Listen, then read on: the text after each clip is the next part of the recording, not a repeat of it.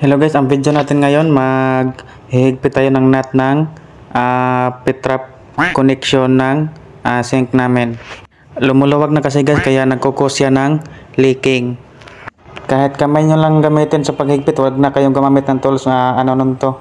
Madali lang naman to higpitan yung nut ng namin. Kasi malalaki po silang nut, hindi po kayo mahihirapan. Pagkatapos nyan, so dito tayo magwa-wiring sa breaker namin. Breaker po ito ng pressure washer.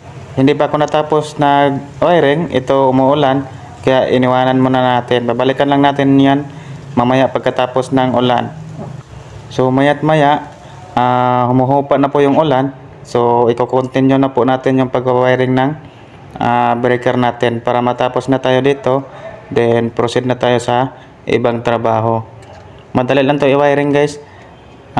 Isang lang to, dalawang supply tsaka dito sa papuntang motor ng pressure washer.